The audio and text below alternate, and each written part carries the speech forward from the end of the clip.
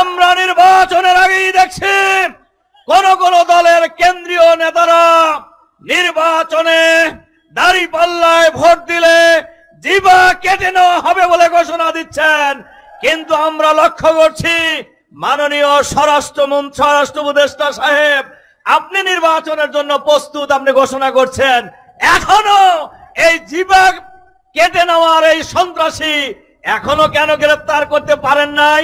আপনি কোন দলের কাজ করছেন সরকারে থেকে? আপনি কোন দলের পক্ষে কাজ করছেন? এই জাতি আপনার কাছে জানতে চায়। আপনারা নিরপেক্ষ সরকার, অন্তর্বর্তীকালীন সরকার, আপনারা ক্ষমতায় বসেন নাই।